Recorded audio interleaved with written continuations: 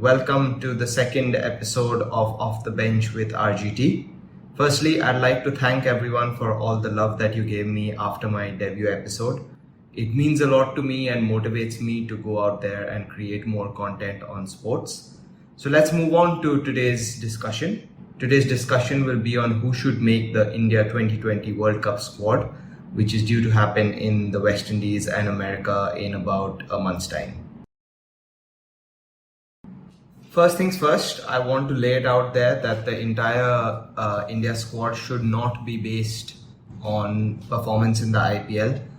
Yes, I understand the IPL is great timing for the selection committee to kind of pick their players. It lays a platform for the selectors, but it should not be selected just based on performance in the IPL because form is temporary, class is permanent.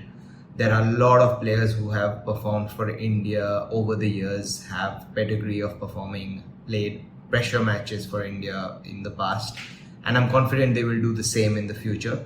So it should not be selected just based on performance in the IPL, but looking at the overall package, right? What the players bring to the table, what they have brought to the table in the past for the country, etc., etc. So let's start with the first section, which is who the batters should be in the 2020 squad for India. The first two names on the block for me undoubtedly are Rohit Sharma and Virat Kohli. There's been a lot of news lately, or rather since the ODI World Cup finished last year, that the two of them should retire, that their careers are almost over, they should give chances to youngsters, etc., etc. But very honestly, according to me, the two of them are still India's two best batters across all three formats of cricket, and which is why they would be my first two names in this squad, right? Virat Kohli is the current orange cap holder of the IPL as well, so that speaks volumes of his character coming back after so many months out of the game and performing in an RCB team that is not doing very well. So that's not very easy to do when your team is not doing very well, to go out there consistently and score runs. But he's a champion and he's done that very, very well this year. So he'd definitely be the first name in the squad along with Captain Rohit Sharma. Rohit Sharma, enough said about that guy. I mean, he's India's best power hitter according to me even today. On his day, he can take any bowling attack for a toss, right? We saw that a few days back when he played against CSK. I think Mumbai Indians lost that match, but to score that 100 with so much confidence proved why he's still one of India's best batsmen. So the two of them easily would be the first names on the block for me in the squad. The next name I would pick is Surya Kumar Yadav. I know he did not have a great ODI World Cup last year, but I've always kind of maintained that he's not an ODI and Test player. In my opinion, he's more of a T20 batter. The reason I say that is because he became famous because of his T20 batting in the IPL, right? He plays shots all around the park, plays the reverse sweep to fast bowlers, which is ridiculous. I mean, you don't really see that, or rather you haven't seen that in the past, but he does that. He scoops fast bowlers, for sixes over fine leg with ease, and the shots he has in the books, no one else in world cricket kind of has. So he'd be the next batsman that I would pick without a doubt. The next person I would pick in the squad is Shubman Gill. The reason I pick him over the likes of Ruturaj Gaikwad or Yashasvi Jaiswal is because Shubman Gill, according to me, has been a match winner for India over the past 2-3 years, right? If you see his average and strike rate for India across three formats, he has been that one consistent batter who has always got us runs, right? Which is why I kind of pick him. I know he's not really done really well in the IPL this year, but I kind of preempted that, and I knew that the minute they gave him the captaincy, when Gujarat Titans gave him the captaincy, at such a young age, when you've just about started to make your name in Indian cricket, to be dawned upon with the whole pressure of a captain of an IPL franchise, it's not very easy. and that's kind of shown in his batting performance this IPL. He has struggled to score runs the way he did in previous years and the way he has for the Indian cricket team over the last 2-3 years. But having said that, he's probably the classiest Indian batsman of the next generation, right? So I would pick him without a doubt. The thing I like most about him is that he scores his runs through cricketing shots. Very rarely will you see him scooping fast bowlers, reverse sweeping spinners.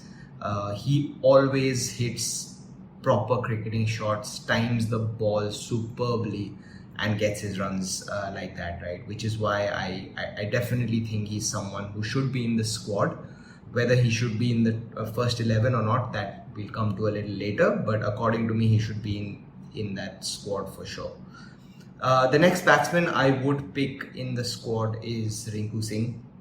I mean, his rise up in the cricketing space over the last few years has been tremendous. He was no one 2 years back, I feel, but he's someone who's really grinded it out. He's gone out there, played domestic cricket for years and scored runs at a healthy average, a healthy strike rate. And then he made his name in the IPL last year for Kolkata Knight Riders, right?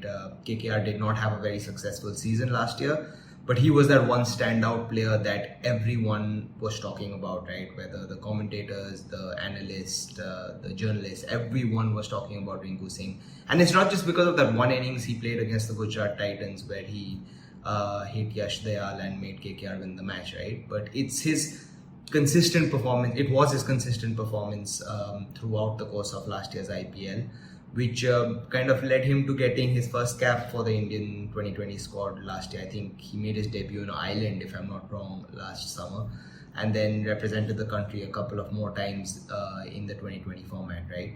So he's a great finisher and a great guy to kind of have in that squad, batting in that number 5, 6, 7 position and coming and getting those quick fire runs without taking time to settle in is an X factor. Not everyone has that, and he has that according to me. And he lends a lot on the field as well. You see him fielding this year. Okay, he's probably been carrying a niggle, so which is why he's played as an impact sub a couple of times for KKR.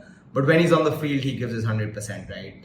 So he'd be my next pick in the squad. The wicket keepers. This has been obviously a very debatable topic for a lot of cricket enthusiasts across our country. Who should be the first choice keeper? Who should be the second choice keeper in the squad? Because of course there are many people vying for that, right? There's Jitesh Sharma, there's Rishabh Pant, there's Dinesh Karthik, there's KL Rahul, there's Sanju Samson. There's Dhruv Jurel, who did really well in the test matches against England just prior to the IPL as well. But the two names, according to me, who should be on that flight to the West Indies and USA are Rishabh Pant and Dinesh Karthik. Now you might ask why the two of them over the likes of KL Rahul and Sanju Samson, right? KL Rahul and Sanju Samson might have got more runs than the two of them, or might end up getting more runs than the two of them by the time IPL finishes. But none of them have got those runs in the middle order, right? KL Rahul opens the innings for Lucknow and Sanju Samson bats at 3 for Rajasthan. So it's a very different ball game when you open the innings or come one down versus when you play at number 5, 6, 7, right? Rishabh Pant and Dinesh Karthik, I feel, are better middle order batsmen than KL Rahul and Sanju Samson.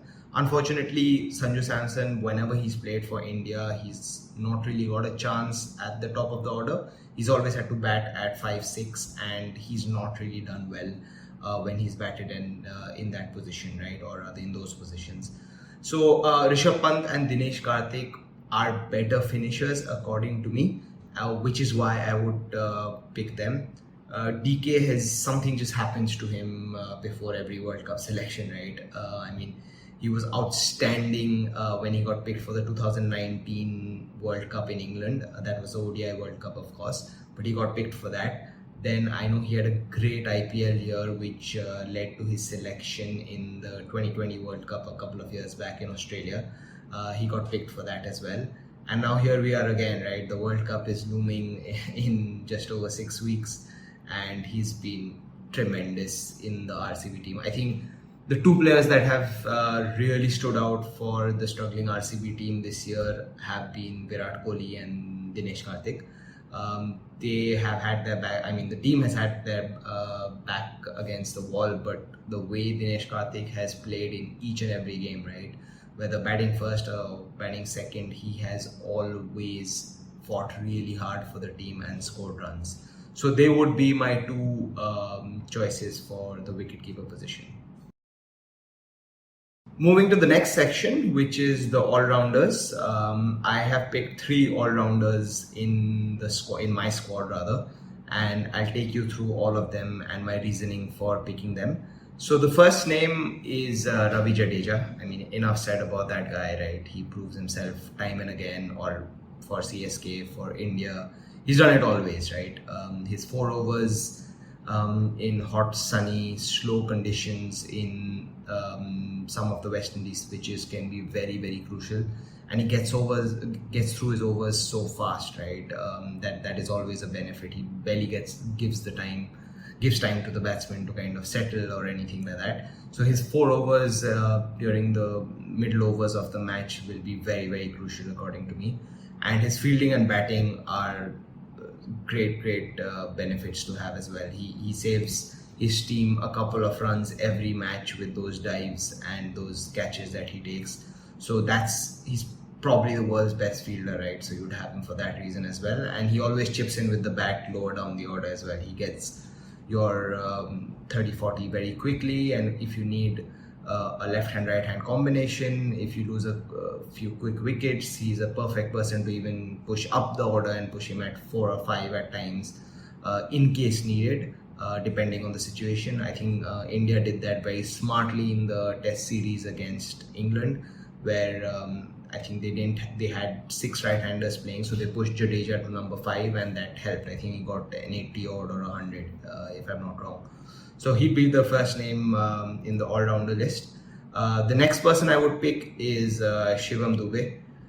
He's probably been India's standout player in this year's IPL.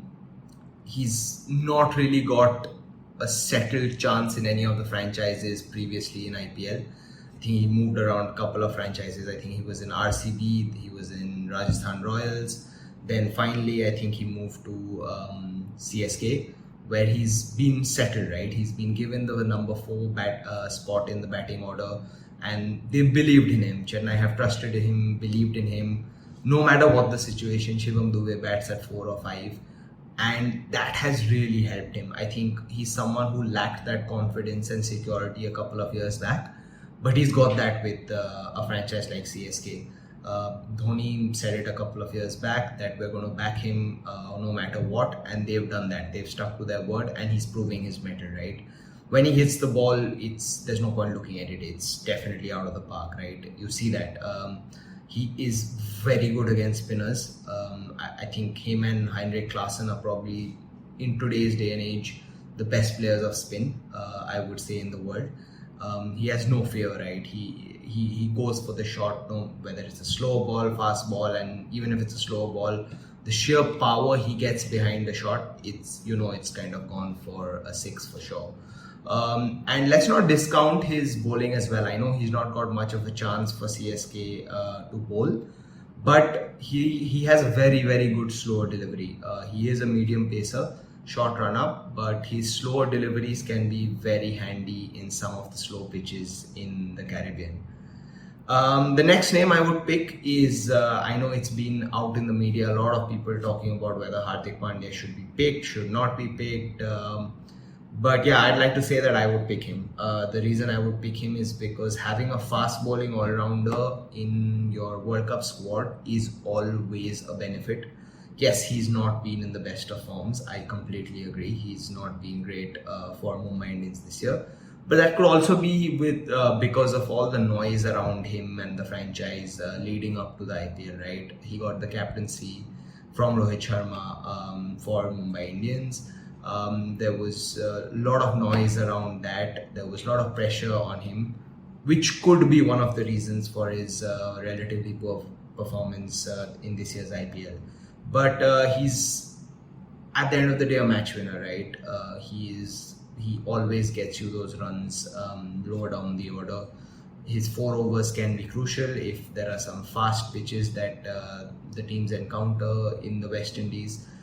So yeah, having that all-rounder who's a fast bowler and a very big hitter like Hardik Pandya, it's always a good benefit to have. So I would pick him for sure. Let's move on to the next section, which is on the bowlers. So the first bowler I would naturally pick in the squad is Jasprit Bumrah. I mean, enough said about this guy, man. I'm running out of words. He is incredible. In this year's IPL, where most teams are scoring 200 for fun, he has an economy rate of under 6 runs and over, which is just ridiculous in my opinion. I mean, every other team in every other match is scoring 200 minimum, and he has an economy rate of under 6. That's just unbelievable, right? So yeah, he'd be the first pick under the bowlers.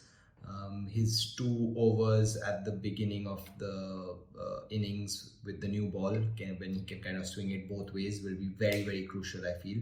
And his 2 overs at the death, right? Or rather, whenever you need a wicket, if you are under the pump and you need a wicket, you know he's your go-to bowler and you trust him to get you that wicket in that over. But let's not discount his 2 overs at the end as well, because his slower balls are extremely handy. The cutters that he bowls, the Yorkers that he bowls towards the end of the innings will be very crucial for the Indian team. So yeah, he'd be my first pick without a doubt. My next pick would be Yuzvendra Chahal. Again, he's been in and out of the Indian squad over the last few years, but never really got a chance, even though he's been in some of the latest squads. But I mean, he's such a wicket taker, right? For any team. I am so shocked that RCB let him go a few years back. I think that was a very smart pick by Rajasthan Royals in the auction a couple of years back, having him and Ashwin as two experienced, seasoned campaigners as their spinners. But Chahal is just world class in my opinion, especially in the 2020 format. You know he's going to get you wickets. He might go for a few runs here and there, but he is bound to get you a minimum of 2 to 3 wickets per game, right? He's such a smart bowler as well. He bowls according to the batsmen. If he sees the batsmen moving around in the crease, he will alter his length, his direction, his line. It's fantastic. So Chahal would definitely be my first pick as a spinner. My next pick as a spinner would be Kuldeep Yadav. I mean, Kulcha, as they say, have not played for India for a couple of years now. But I feel based on both their performances in the IPL this year and a little before that, it's high time they play again together for the country, right? Kuldeep Yadav has been great for India over the last 2 years, and he's performed well for the Delhi Capitals this year as well. We noticed a couple of days back when Delhi was playing against Sunrisers Hyderabad, and Travis Head and Abhishek Sharma scored 100 in like 5 overs when every bowler was just going for runs, 20 plus runs in each over, right? But Kuldeep Yadav was brought into the attack and he took 2 quick wickets and broke the partnership. And that's what he does, right? He takes wickets.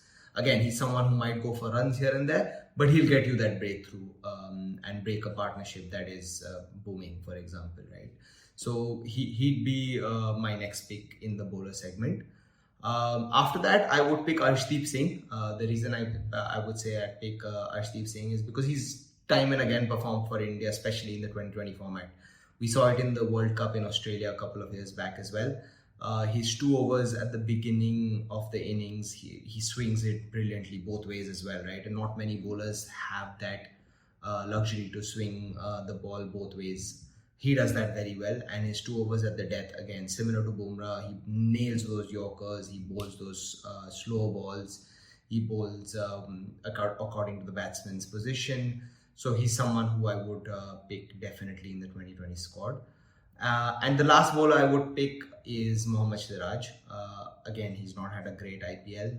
I completely agree with that. But he's been a match winner for India. He's performed for the country time and again across formats, right? You see it in Test cricket, you see it in the ODI World Cup last year. and even in 2020 cricket, right?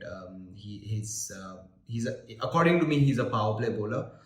So if I were to pick him in my starting 11, I would bowl probably 3 in the power play as well if he's doing well. He swings the ball, he hits the deck hard. He's probably one of the fastest Indian bowlers we have currently. So I would pick him in that squad for sure, even though he's not been in the best of form. So yeah, that's basically the bowling segment. Chahal, Kuldeep would be my 2 spinners, and Arshdeep, Siraj, and Bumrah would be my 3 fast bowlers. Now, let's move on to the interesting discussion on who would be my first 11 for the first match in the World Cup. I mean, there's a squad of 15, but who would be the 11 that I would pick, at least for the first match? So I would have Shubman Gill and Rohit Sharma open the batting. I would have Virat Kohli at 3. I know there's been a lot of discussion and debate around whether Virat should open with Rohit. But I still think if you have Gill in your squad, he has to open the batting with Rohit. And Virat's best position, according to me, is still number 3. I would have Shivam Dube at 4. The reason I say that is because he's done superbly for CSK in the 2020 format in that number 4 position.